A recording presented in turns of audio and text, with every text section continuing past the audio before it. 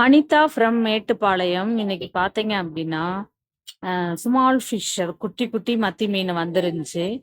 மதியானத்துக்கு மத்தி மீன் சும்மா காரசாரமா குழம்பு வச்சுட்டு, அப்புறம் பொரிச்சுட்டு, அப்புறம் வந்து ரைஸ் வச்சு சாப்பிடலாம். கொஞ்சம் ரசமும் வச்சுக்கலான்னு சொல்லிட்டு நான் வச்சுட்டு இருந்தேன்.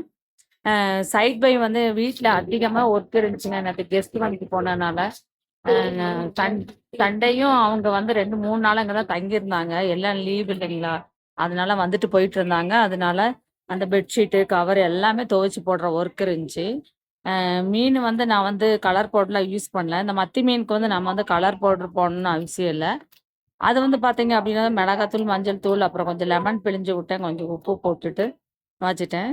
கேரளாவுல அம்மா வீட்லேருந்து வரும்போது வாங்கிட்டு வந்த கொடம்புளி இருந்துச்சு. அந்த கொடம்புளி கொஞ்சம் போட்டுட்டு, தக்காளி வந்து கொஞ்சம் கட்டியா அரைச்சு ஊத்திரலாம், வதக்கத விட அப்படின்னு சொல்லிட்டு, நான் வந்து அத பேஸ்ட்டாவே தக்காளிய மிக்ஸி ஜார்ல போட்டு ரெடி பண்ணிட்டேன். மீன் வந்து காலையில அந்த மீன் கொண்டு வந்தவங்க அது தலை, முள்ளெல்லாம் எடுத்து கிளீன் பண்ணி நீட்டா குடுத்துட்டாங்க. எனக்கு வந்து மேல இருக்க செதில் மட்டும் தான் அ எடுத்துட்டு நல்லா ஒரு 4, 5 தண்ணி வச்சு நல்லா வாஷ் பண்ணேன். கேரளாவுல வந்து மீன் வந்து செதில்ல எடுத்து தர மாட்டாங்க.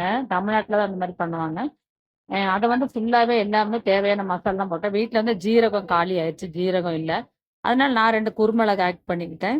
அப்புறம் மீன் குழம்பு மசாலா இருந்துச்சு. அதுவும் போட்டுட்டு, அந்த ஆல்ரெடி நம்ம மிக்ஸி ஜார்ல அடைச்ச அந்த தக்காளியோட ஒட்டி இருந்துச்சு.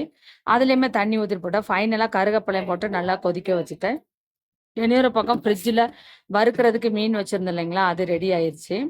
ஆ அது நல்லாவே மசால் ரெடி ஆகி வந்துட்டு இருந்துச்சு. இன்னொரு பக்கம் ரைஸ் வந்து நல்லா கழுகி வச்சுட்டேன். நான் ரைஸ் வைக்கிறதுக்கு முன்னாடி ஒரு 10, 20 நிமிஷத்துக்கு முன்னாடி நான் அத வந்து 2 டம்ளர் தண்ணி ஊத்தி ஊற வச்சுருவேன். ஃபைனலா மீனும் போட்டுட்டு, மீனும் நல்லா கொதிச்சிருச்சு. மீன் வாசம் வீடு ஃபுல்லா வந்துருச்சு. அப்புறம் எல்லாரும் நீங்க எல்லாம் சாப்பிடுவாங்க. என்னோட சேனல் வந்து நியூ சேனல் பிடிச்சிருந்தா சப்ஸ்கிரைப் பண்ணுங்க. பக்கத்துல இருக்க பெல் ஐகான கிளிக் பண்ணிருங்க. நேத்து ஊட்டி சைடு எங்க வீடு பக்கமா இருக்கறனால நல்லா மழை வந்துச்சு. மழைனால இன்னைக்கு கிளைமேட் வந்து பாத்தீங்கன்னா, அதிகமா வெயில் இல்ல. இன்னைக்கு வந்து ஹீட் அதிகமா இல்ல. கிச்சன்ல சமைக்கிறதுக்கு ரொம்பவே நல்லா இருந்துச்சு. இல்ல அப்படின்னா கிச்சனுக்குள்ள நிக்கவே முடியாது. ரொம்ப உப்புசமா இருக்கும். கிச்சனுக்குள்ள அதிக நேரம் நின்னுட்டு இருக்க முடியாது. ஊட்டி சைடுல இருக்கறனால மழை அதிகமா வந்ததுனால, மரம், செடி எல்லாமே பாத்தீங்கன்னா கம்ப்ளீட்டா வெடிச்சிருச்சு. ஃபைனலா இப்ப நாங்களும் பாத்தீங்க அப்படின்னா சாப்பிடறதுக்கு கிளம்பிட்டோம்.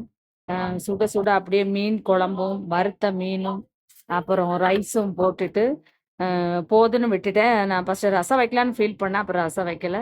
ஃபைனலா சாப்பிடறதுக்கு கிளம்பிட்டேன். மீன் குழம்பு வச்சோனே சீக்கிரமா சாப்பிடணும் அப்படிங்கிற ஃபீல் ஆயிடுச்சு. உங்களுக்கு ஃபீல் இருந்தா கமெண்ட்ஸ்ல கமெண்ட் பண்ணுங்க.